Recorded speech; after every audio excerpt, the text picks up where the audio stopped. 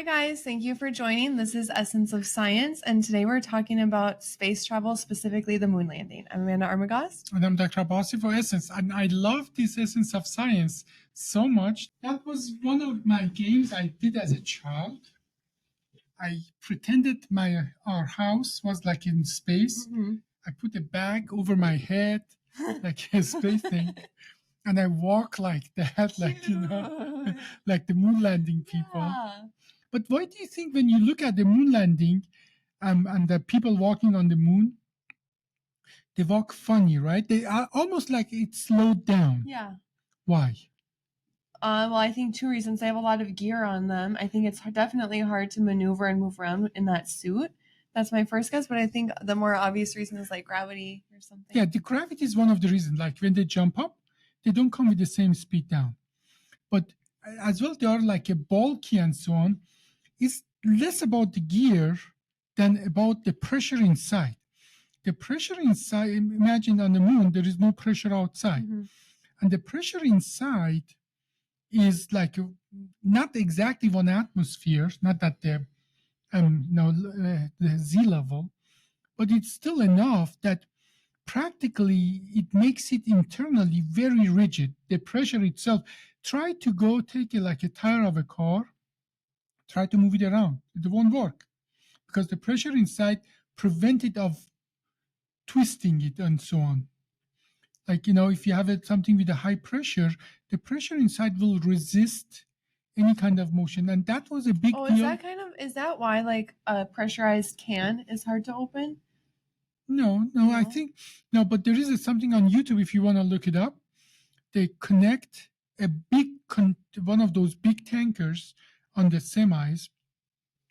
They take the air out. So inside they become vacuum, not exactly, but almost vacuum. And outside is one atmosphere, not more. And then the entire thing like crashes, like implode down. And but as well, take it like a soda can that's not open. Try to squeeze it. Yeah, you can barely squeeze it. You cannot squeeze it because it's a pressure inside. Whereas once you open up the can, it's easily you can squeeze it.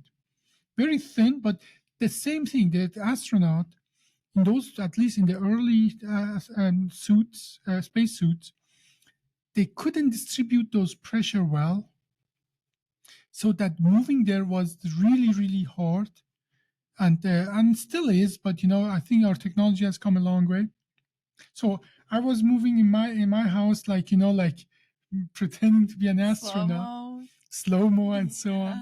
So I really loved everything has to do with the space. I know that you were born 1 year before it, but did you ever like watch the recording of the moon landing?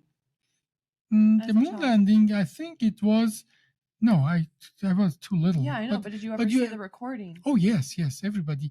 Not everybody. No, if you haven't, you should actually, because that is one of the momentous time in the human history. And one of your question was, why could they do it then and not now? I think that's a huge question that people ask. So, just to give you guys some background, and the first moon landing was in 1969. Yeah. And back then we were able to do it. A lot of people believe that we didn't land on the moon. There's a lot of conspiracy theories. I'm not one of those. But I do have the understanding that if we tried to do the moon landing today, we wouldn't be able to. Oh, we are, if there is a will. At that time, there was a will. Now, the moon landing, it was mostly, we felt in the U.S., we felt really inferior. There was a lot of drama. Yes, there is. We felt inferior because the Russian, they got the first satellite up, Sputnik. And the Russians put a woman in the space before the U.S. did. Oh, that was later, but they were ahead of us with the space technology. And why is the space technology good? Actually, it was mostly about the ballistic technology to be able to bring a rocket, mostly atomic bombs and nuclear weapons, taking it to the space and then bring it back on. Because if you bring something to the space, you can hit anywhere on the Earth within 20 minutes. That's all it takes. 20 minutes to 30 minutes, You can hit any point in the, and Yeah, so they so- were ahead of us, so we felt embarrassed. Now we had to catch up. Mhm. Now, what you need to know, if you put all our money we have put on the space technology from the beginning of the time until now, including a moon landing, which was a big deal, it's not even 10 months of our US military budget. Not even Yeah. 10 months of 1 year. I was just gonna say, I wish I didn't learn that information that you just said, because I always thought that like we wanted to go to the moon because we wanted to advance technology and learn and stuff, not like just commit, like just be aggressive. Yeah, but that was necessary then. But we benefited from that. The benefit that we got from that, half of the thing you work now. Now, space is the most hostile place. Mm-hmm. Like half of the thing you use today, the knowledge we gained to be able to build them is from our space technology, like Teflon on your pants. Computer technology. We needed to calculate things very, very accurately. How do we, use the pressure? Lots of understanding about, how we equalize pressures and so on, and that is in the industry extremely important. So we get so much knowledge from that. And if somebody tells me, "Oh, why should we spend money to go to moon and space and so on?" Well, just don't feed them wars for 6 months. Then you don't have to be worried about any of that at all. Yeah, Okay. literally.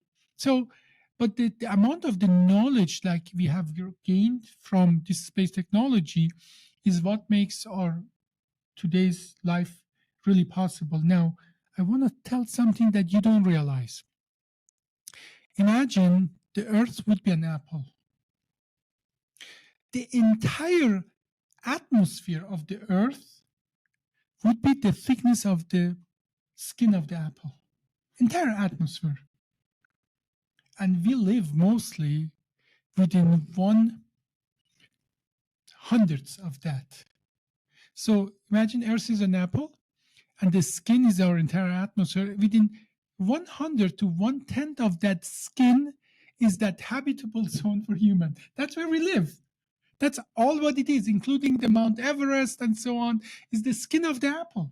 I read a book about the women that went to outer space, like it's called The Six, I think, and they said that it's harder to get from space to Earth than it is to get from Earth to space.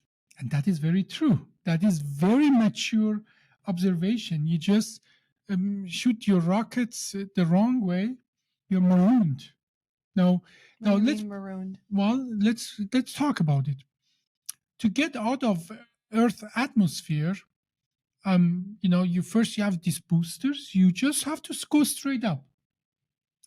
And by the way, to go to the space, every country that sent anything to space, they try to send it as south in apostrophes as possible. Why? I don't know. I'm thinking. Like Cape Canaveral is the southest place we have here. Yeah, like, Houston. Like France, they send it from Guyana, not from France. They send it from Guyana, which is close, much south. It's not about being south. It's about being closer to equator. Okay. Meaning that if you go all the way to down to South Chile, you don't want to send anything to Earth out of space, out of the Earth to a space from South Chile. Russia? Where did Russia send it? It's Kazakhstan, the most southern place they have. Mm.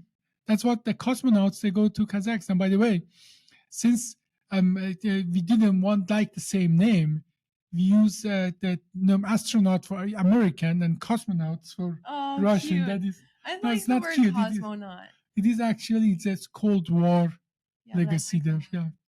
So the reason for that is Earth is rotating. Closer to equator, Earth is actually rotating 40,000 kilometers every 24 hours. That's a day. Okay. So you already have already, just by being on equator, you have a speed of 1,700 kilometers per hour. When you're on equator, when you're in North Pole, you're moving like you're just turning. In one day, you're turning one time around yourself if you're standing right at North or South Pole. But if you are an equator, you are actually moving 1,000 miles an hour. You have the speed of a Concorde when you are just by standing there. So that speed makes you require less additional speed to escape Earth gravity. Yeah. So you get it for free. What about coming back? Well, let's first get up there before we come back, okay? It's getting exciting. Now, you are there in Cape Canaveral or Guyana or somewhere. You have seen that they have these huge boosters, right? And there's a funny calculation because let's say you want to get to the outer atmosphere and you want to send 1,000 kilograms there, right? So you need that much fuel to send something to outer atmosphere. But then you have to get that fuel as well up. Then you need more fuel to send that fuel high up, and then the additional fuel that you added as well. You need the energy and so on. So there's a funny calculation, but 90% of what we spend on getting things up is just getting through the thick lower atmosphere.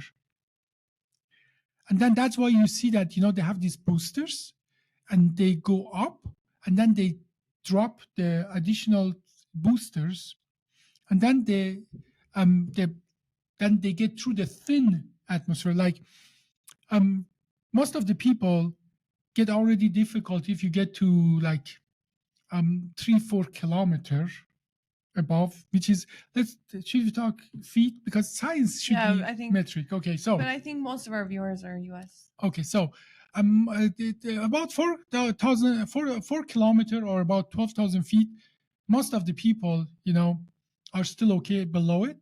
Above that, actually, as a private pilot, I had to put oxygen on. Oh, wow. 14,000 feet, yeah. And then when you get to like 10, 20, 18,000, you definitely need oxygen. And when you get to like above 20,000, you don't only need oxygen, you need that well pressurization. So like people who go Mount Everest, which is 8 kilometer or almost 28,000 feet, you cannot go there without oxygen and so on. And if you stay there, you get brain edema and you die, or you suffocate from lack of oxygen and so on, even if you're trained, okay? There are very few local people who are able to go there without oxygen, very few, okay? So once you get above 10 kilometer or 36,000 feet above, atmosphere become very, very thin.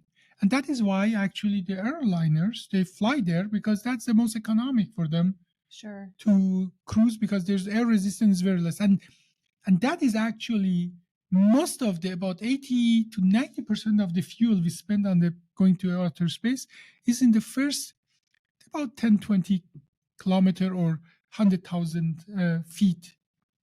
After that, there's no air resistance. It's become very much become easier to go up. Now, let's say you are there, you've dropped the boosters, you're up there. You're still not escaping Earth's gravity. There is something called the escape velocity, meaning there is a speed, and that has something to do with the mass of the Earth. The Newton's law: two objects with a mass, they put a force on each other, this attracting them to each other, which is proportional to their mass, and inversely and on an exponent 2 proportional to the distance. Okay, so it is the laws of Newton's law. So meaning that further you get, the Earth's gravity is less affecting you, but you're still falling. You have to have a speed to overcome that falling. So the falling speed and the speed you are going into orbit has to be in a thing that when you move forward, imagine this is the Earth, my fist is the Earth, and this is the spacecraft. Spacecrafts want to fall, but if your speed is as such that by the time it falls, it has moved the same amount. When it's falling, it's still same distance to the Earth. It's falling again, but it's moving forward. So again, it becomes, so you go to the orbit, so to say. I see. Okay. And there is a low Earth orbit where you always, not much air there, but still a little friction, so you lose. And most of a spacecraft and most of the space station and so on, they're in low Earth orbit. So meaning that every 6 months they need a little boost to go away from the Earth, because there's still a little atmosphere there that slows them down. But then you have to go very fast. Space station, it goes like, in a day, it goes like 8 times or more around the Earth. Wow, I didn't know that. They see 8 times the sunset and so on. Yeah, it's very cute. They're lucky people. Now, obviously, at that point, you see, they're falling, but then they're moving so fast. But by the time they have fallen 100 feet, they're again 100 feet linearly away, so the distance stays the same. Now, imagine you are there, okay? By the way, if you're about 36,000 kilometers away from the Earth, you are on so-called geostationary orbit, meaning that your falling and turning rotation and the Earth's rotations are the same.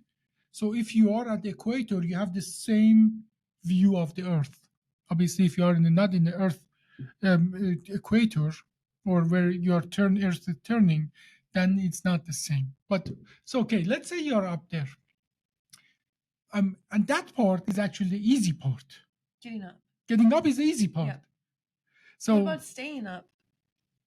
If you are like in geostationary station, you can stay there because there's no atmosphere there. You are too far away to have any things. Then there is a mid section, and mostly you don't need much there either. But if you're in low Earth orbit, there is not enough. There's still vacuum, but there's still enough molecule that slows you down. Then you need eventually some booster, because if you don't do that, you lose speed. If you lose speed, the speed that you are going away from the Earth is less than the speed that you fall on Earth. So you will be attracted to the Earth, and you crash and you burn. So, and here you have the idea how to come back to Earth. You have to slow yourself down. That's all what it is. Now, the question is now, like here, my hand is the Earth, or this is the Earth, and my hand is my finger is the something, and you're moving in this direction. Now, if you boost your rockets against that, you're slowing yourself down, then you're entering the atmosphere. But where exactly should you enter the atmosphere that you end up where you want to end up? You have to enter it way behind where you want to end up because it's spinning. Well, let's put it this way. Those people, when you come back, it is practically a controlled glide. It is not a flight. That like our space shuttle, they slow it down in a specific location with a specific amount of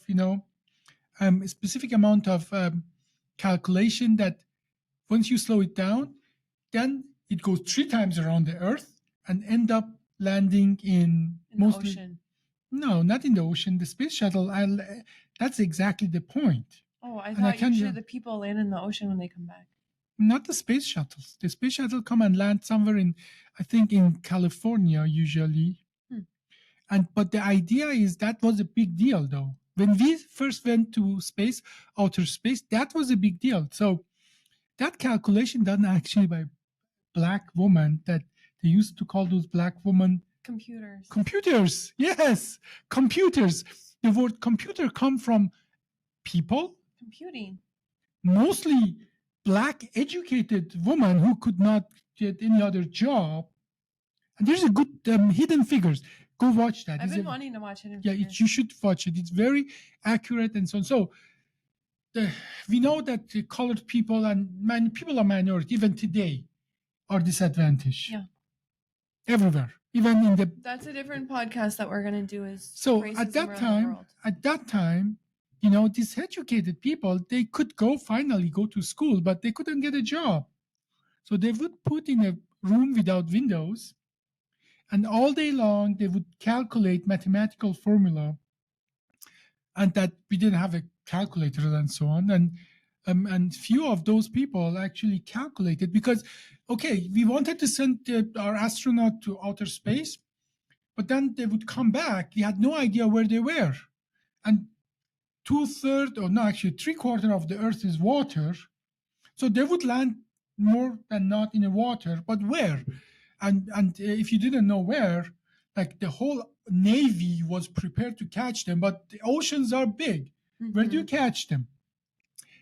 They had no idea. So that they were scared that, by the time, they get to them, they're starved, literally starved, because they could be anywhere, right? Or like, I'm just thinking, imagine if it landed in the ocean of a country that hates us or something. Yeah, even worse. Well, for them worse, but... And probably they would take some of our intellectual property. Well, that was all concerns. So, and this, I forgot her name, but this the computer, this lady, figured out with a mathematical formula, this was a few hundred years old, applied that said, okay, at this point, if you slow it down that much, that is the trajectory it's going to take. And the area that they figured out was like about 10,000 or 30,000 square miles, but still much more manageable than the whole ocean. So what they did, they put the Navy ships around that area, that when they came back, then we could do that. They could do that. Now, obviously, later on, we had real computers, and then we had more understanding of that. We could understand it much better.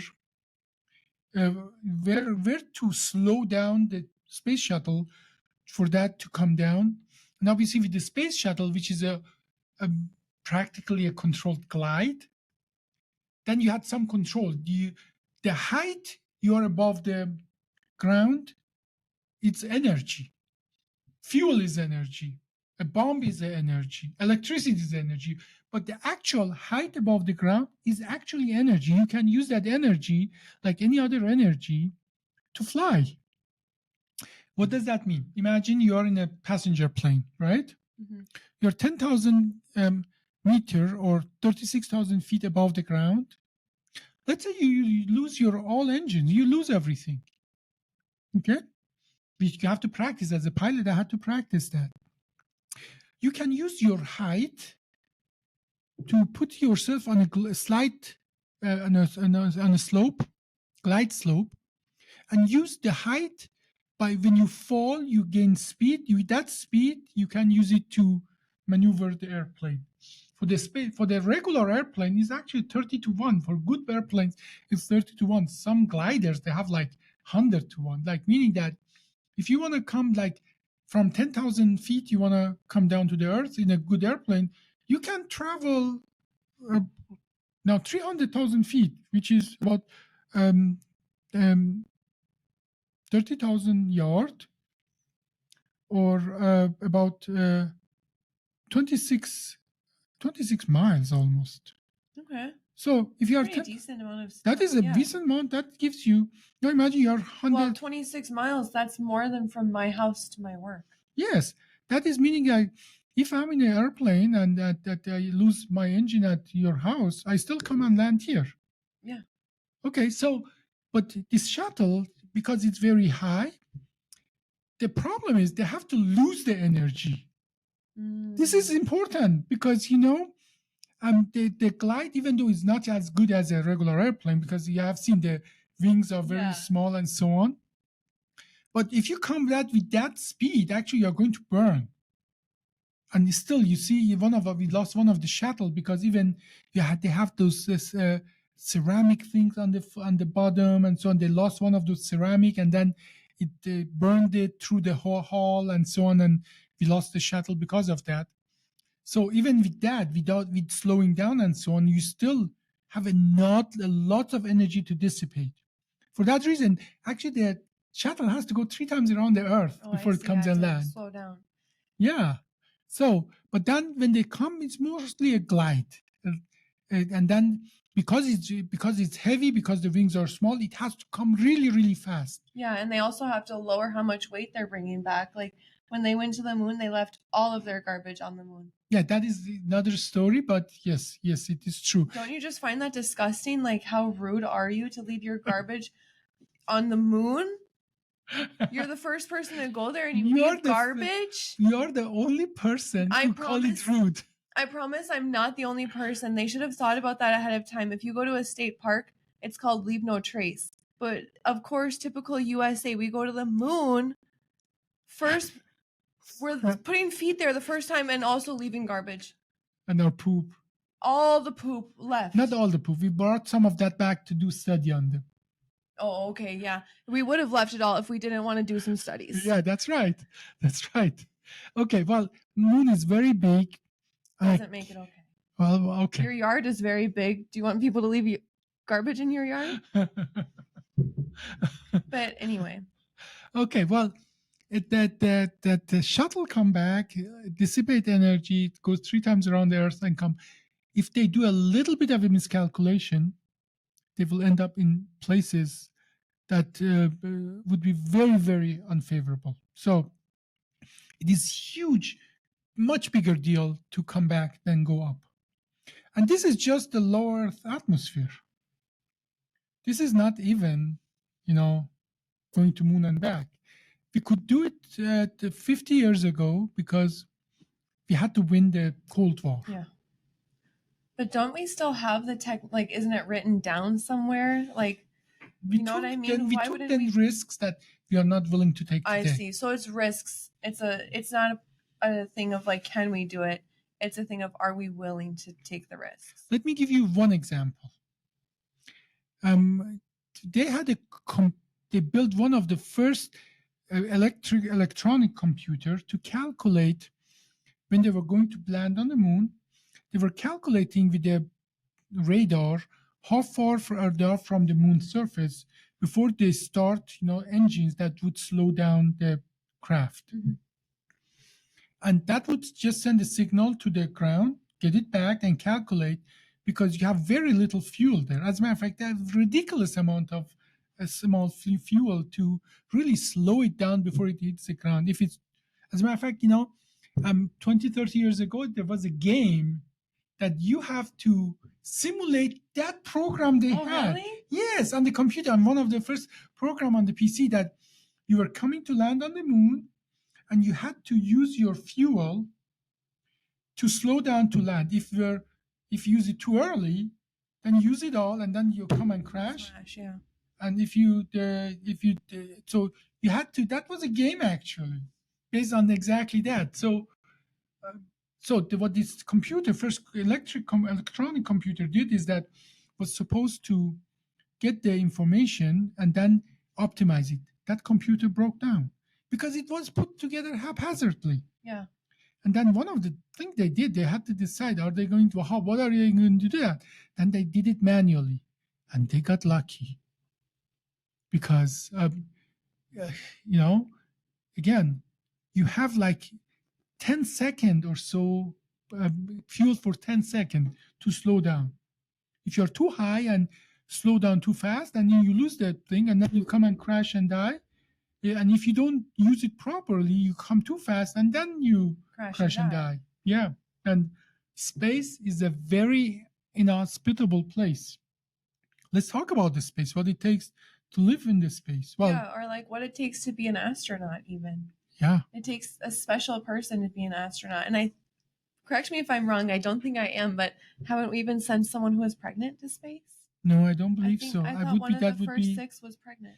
No, I doubt that, because there's something on the space that we cannot control called the the solar wind, and it's just the radiation outside, natural radiation coming from sun, and even pilots that they fly higher, they have to deal with that higher level of radiation. I doubt they would dare to send anybody pregnant. That's what I thought too, but maybe I misunderstood in my book. Yeah, I think that would be really irresponsible to send a pregnant woman that we know they're pregnant up to space because the natural. She was barely pregnant. She like got pregnant after she was selected to go to space. Mhm. That's what, and it was a hard. I remember she was really having a hard time dealing with that. Yeah, well, So to my best didn't knowledge, go. Maybe she gave it. Yeah, she was 8 months pregnant when she worked an overnight shift on the Space Shuttle Challenger. But she didn't fly in space. No, she didn't fly in just did space. work on the shuttle. Yeah, that's our two different things. Obviously. Yeah. So, but space radiation, that's important. You get a lot of space radiation. That's why you cannot be in the space too long, because the amount of radiation you get there, like going to Mars and back, with current technology would be deadly. Going to Mars and back, you get way too much radiation. I think I have to calculate it, but I think it'll be extraordinary amount of radiation. They don't have is it so strong they can't even protect against it? Well, no, I'm sure they can protect it, but we don't have currently that technology because to shield against radiation is easy. You put lead. Yeah. But lead is heavy. Yeah. You have to get the lead up there. And you need more fuel. And you need more fuel. And then you need more fuel to send that fuel up and so on and so forth. So it is, the science is easy, it's doable, but we don't have currently the technology to do this kind of. Now they're talking about this huge rocket that can move a whole small, building up there and so on. We are working on that, but so it's going to take a lot of things to do longer travel, because then we have to shield astronaut. Yeah. But another thing is now when you are up there, everything you bring with yourself that's it. You have to drink your own pee. You have to literally you have a system that take your pee and take bad stuff out of it, and then you water, even from your poop. What about you have to? I'm curious about those two people that are stuck there right now. Why? Yeah, why are they stuck there? Because I guess most of the time is okay. Let's go back to something that I always love to talk. 1 million years ago? No, actually, 60 years ago. That's improvement. Yeah. Yeah, it's improvement. So you remember that Russian and American, we have the Apollo capsules, and they had the Soyuz capsule. Not surprisingly, they looked similar. I'm not sure who copied whom, but Russian did it first, so probably American copied them first. But there is a Russian mentality that has developed over thousands of years. I know what you're talking about. Yeah, and there's American mentality. Now, the Russian mentality is you make something work, then you start taking parts away from that recycled thing and so on. You create something with the least amount of part that still can do the job. Simplify it, and you stay there. Mm-hmm. The American, no, God, no. We build something, we add features to it. We just make it more and more complex until it fails. And then we go back and say, okay, that's too complex now.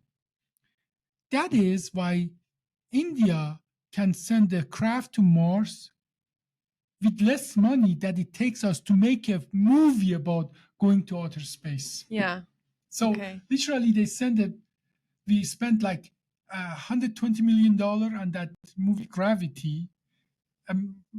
India sent the craft to Mars for 12 or 20 million dollars. Okay, so because we want everything to be complex. Okay, so Soyuz, they built Soyuz, we built Apollo. Now, in 60 years ago, 70 years ago, Russians are still using Soyuz. Obviously, we are not using Apollo. We are not using what we built after the Apollo capsule. We are not using the space shuttle either. And for a while, we didn't have anything else. So we had to rely on Russian 70, 60, 50 years old technology to bring our own astronaut down and even up. So, and that is what I tell everybody how I do surgery. If you look at my surgical field, it's a handful of instruments. It's robust. There are least amount of things that can go wrong. Whereas you have another surgery that appears to do the same job, it comes like it fills the whole room with instruments to do just the simplest thing. There are more opportunity for things to go wrong. Now, the reason we cannot bring our astronaut down is because we have to rely for a long time on Russian to bring them down. And if they don't cooperate with us, we are screwed. We don't have the technology to bring them down. So we have to beg. And now it gets even worse. And I think that is something that I think US politicians I have very little respect for them. Yeah, I agree. Well, let me tell you why, though. Just out of fear of others to comply with the dumbest of dumb in our country, they brought a law that by law of the Congress, we are prohibited to cooperate with China on the space technology. Oh, is this like an insecurity type of thing? Yeah, it is like, it's an insecurity, not a security. Yeah, I said insecurity. Yeah, they call it those security, but it's actually insecurity. We are by law of the Congress, we are not allowed to cooperate with China because China could do that for us. Do you know what's the background on that? Like why? Who decided? Because they look different. And some people in the Congress, they think just because they are different, we should not share with them our technology. Whereas I think at this point, it's them sharing their technology with us. I was gonna say, we need it. Like we have 2 Americans that we put up there. But since we didn't cooperate with them, this craft that Chinese have and we have, they cannot match. At least we didn't have that law against the Russian, and we didn't have the case against the Russian because I guarantee you, because they look more like us than the Chinese. Just the physical appearance of them is more like us than the Chinese. So even though Russia was more of a danger to us than China ever, it still is. We don't have that gut feeling against the Russian than we have against the China because they just look different. And that is how dumb our politic is. Well, yeah, I'm also thinking about because it's probably, I'm assuming it would be too expensive to figure it out how to get them back, but we're spending so much money on war and stuff. And remember when those billionaires built their own submarine and then died, and then we spent a lot of money trying to figure out how they died. We sent the military pretty much to go and look for it, and they chose to do that. They weren't doing that to better, they just wanted to see the Titanic. Mm-hmm. But then these people, these astronauts, are stuck up there doing something for us. Yeah, are they still up there? They're still up there. Can you look it up? I get updates pretty much every day. They're in some Boeing. I thought that Boeing thing was supposed to be self-contained and come back down by itself. Are they in that space station, or is it separate from space station? I don't follow that. They're stuck on the space station. Yeah, they are stuck on the space station. Yeah. Stranded Boeing Starliner astronauts to phone home Friday. Things are going wrong while they're stuck up there. They had this noise that they were hearing, and it was their own heartbeats, or someone's heartbeat was echoing through the thing. It's just a horror movie. I can't believe that the U.S. is pretty much just letting this happen. And that is because it is embarrassing. It's embarrassing. Well, you know what else is embarrassing and happens? You see it every day. What I do, I just did today, that surgery that this other surgeon could not do. I wanted to do what is BMI and the history of BMI because I couldn't believe it. We did a BMI of 48 in our surgery center. It was a patient that other surgeons refused.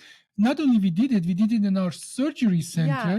Patient 2 hours later is happiest person, making jokes, and went home after scoliosis surgery.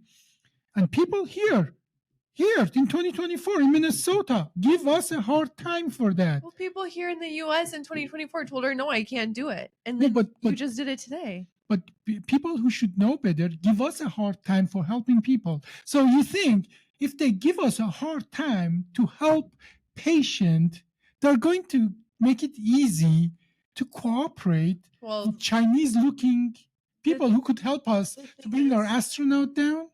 Yeah, but if you think about it from a realistic point of view, the U.S. is very much about appearances.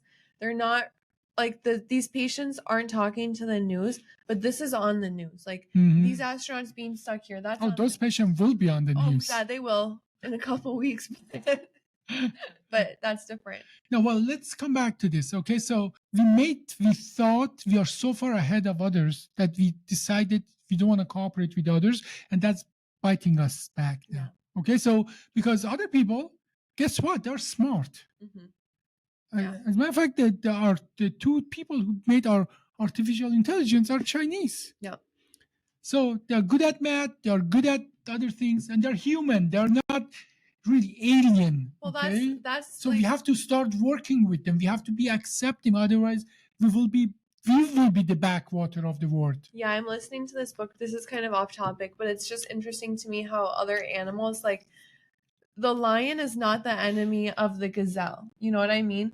The lion eats the gazelle, but when a lion sees a gazelle, he's not killing the entire herd of gazelles to satisfy his insecurities. He's killing one gazelle to satisfy his hunger. But humans, we do the opposite. We try to kill off things that don't look like us because things that don't look like us are our enemies. We don't think about how we can work together because like in nature everything is working together at some point. But that's just, I always have to have a nature tangent. Yeah. Actually, we all know the saying, one small step for man, one large leap for mankind. That is actually the word of the astronaut who put Louis Armstrong. And small leap for a small step for man, a giant leap for mankind. And you know what's so funny? In my book that I was reading actually about outer space, he was the first person to step on there because he had such a small ego. The other guy, his ego was too big, so they didn't want him to be the first person on there because they knew that if he was the first person, he would make it all about himself pretty much. Yeah, Louis Armstrong is a very interesting person, and books have been written about him and so on. He was a very mellow, well-centered, but not very much talkative person, but very interesting. There's lots of things about these people. There's a kind of people get together. Imagine you have to be focused. Mm-hmm. You have to be focused to the end. Like I just did a 2-level fusion in 42 minutes in a scoliosis patient with BMI 48. You have to be 48, yeah.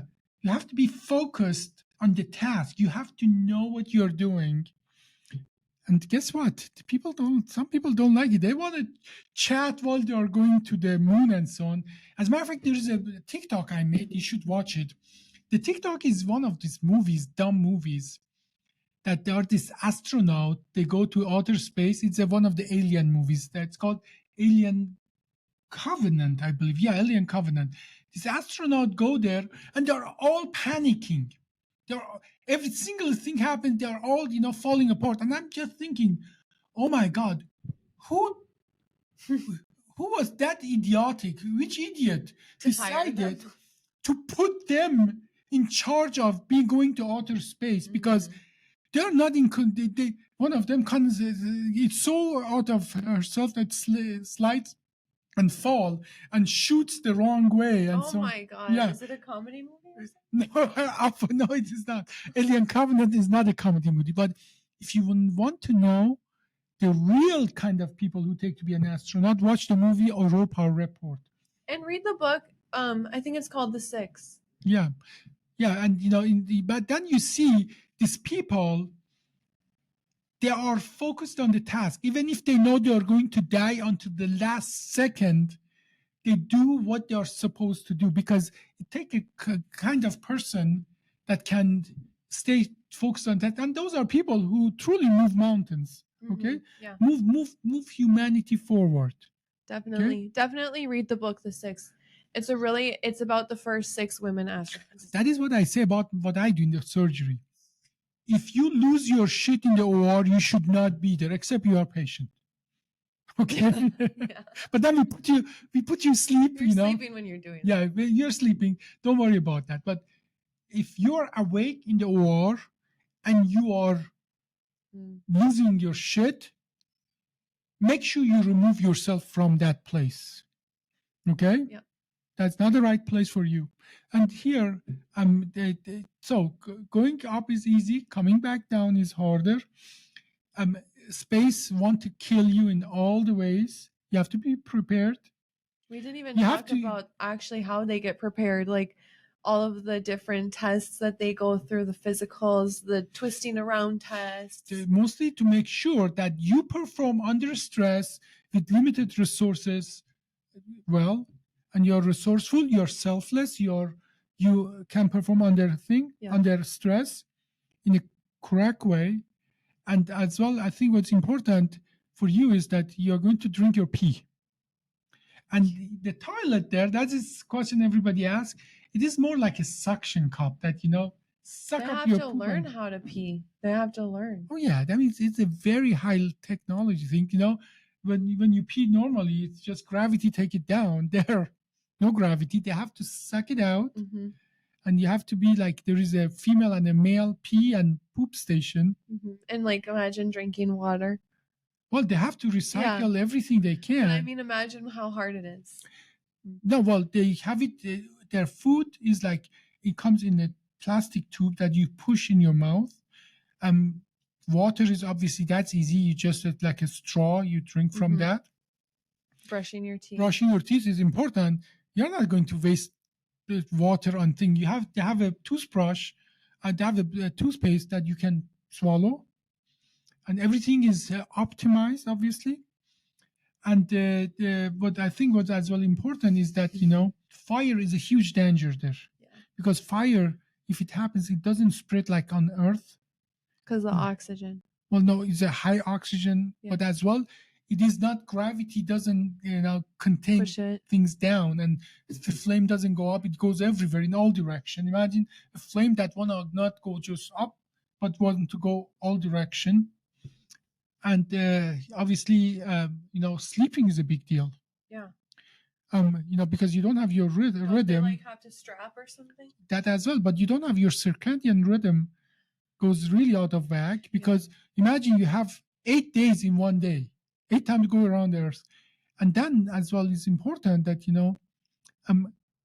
those astronauts that go up for a long time, like months and so, by the time they come back to Earth, they cannot walk. They have to be carried. Have you seen that those astronauts that went to Moon and back, they have to be carried out? Our muscle and body mass is use it or lose it. Sometimes they lose up to 40-50% of the muscle mass. Wow, that's insane. Yeah, that is insane. Now, when they come back, they have heart problem, they have a lot of problem, and so on. Yeah, they have to. Do they die early then? Well, I think we put them through such a tremendous amount of rehabilitation process to. No, I don't believe they died because of that early, but these are not regular people. We put them through a tremendous amount of rehab. But if you watch those videos, they have to be carried because they lose their muscle mass, they use the bone mass. And that's what I tell to my patient, use it or lose it. Get ambulate right after the surgery. And that's why our surgery, which ambulate the patient right away, is so much better than other surgeries that it takes for a patient really months to properly ambulate. Definitely. So a question that nobody wants to answer and everybody is avoiding is, can you have sex in space? I haven't been there, so. So no, that is, so for some reason, everybody, even NASA, try to avoid that. They say that there shouldn't be any problem doing that. We have to have straps and so on, and you can even get pregnant, which I don't recommend because of the solar radiation. But we don't really know. This is one of the areas that, because it's a taboo and, just feel uncomfortable talking about that, there haven't been enough research in that direction. But if we are going to go to Mars and back, or even if we are going to go to Mars one way, that is something that we have to answer, because in my book, they actually said that they considered sending a woman to space, not to be an astronaut, but to like deal with the men, pretty much. Is that right? Yeah. Ooh, that's what they. Women astronaut. Why not send them? Well, in no, pairs? this was before they thought about letting a woman be an astronaut. They didn't want the woman to be the astronaut. They just wanted the woman to be like there for the man. So it's like it's pretty degrading if you think about it from a human standpoint. But that was how they were thinking. That person still should have to be trained like an astronaut. But they to be able just to go up. But they weren't thinking about her being like a scientist, a doctor, like an astronaut. They were thinking about who was that? Is that in your book? NASA. Yeah, it was in my book, The Six. Well, we have come a long way, I would say. Thank God. Yeah, we have come a long way. So I think we sort of covered it. What do you think? I think that we covered I think we have, it's too much to talk about for everything. Let me tell you this, though. Sure. I think I would make a good astronaut because You would make a good astronaut. Because I can eat or not eat for days. I can sleep very little. You're a doctor. I'm a doctor. I know a lot of things. You But can more fix a lot of importantly, stuff. I know a lot about computers. Yeah. I can fix it, I can program it and so on. And I can fix mechanical things. And you don't get stressed out or overwhelmed. Like you Not just like keep it regular inside. people. Yeah, I keep it inside. Like I best perform when there is pressure. Then I get sharp laser focus sharp, laser sharp focus. And I think I perform well. And if there is a one-way ticket to Mars, I would take it tomorrow, alone. Even if it's alone, I would take it tomorrow. I would leave you all. I say bye, suckers. I'm gone. Yeah, I would go. And I think part of these big flights in space is that psychological thing of being lonely. And as my favorite the philosopher said, I think it was Russell, if you're lonely when you're alone, you're in bad company. I actually enjoy to be alone. I love to be alone. It's my favorite. Then I go to Mars and you go to Jupiter. We go different direction. No, because you're forgetting the most important thing. What? I'm the last person they should send to outer space. I prioritize food extremely. Sleep is important to me. It has to be good sleep. Oh God, you do not want to go with Amanda to outer space. Leave me at home. The 30 minutes after the meal time is passed, that sweet person turns into gremlin. As a matter of fact, for a long time, I had your middle name in my phone, Amanda Gremlin Armagos. I didn't know you changed it. Yeah, it's changed now because I got some emails from people back and said, Miss Amanda Gremlin Armagos, because that was, I'm sending that official thing to head of states, head of university and so on, and you are copied and say Amanda Gremlin. So I changed that. Yes. Yeah. But she turns into Gremlin, so no outer space for you. I would not sign. And you couldn't go without your pet. Well, no, and imagine imagine me and all of that when I threw up on the airplane. I could not be in outer space at all. Just to take off, I'd be like crying. Get out!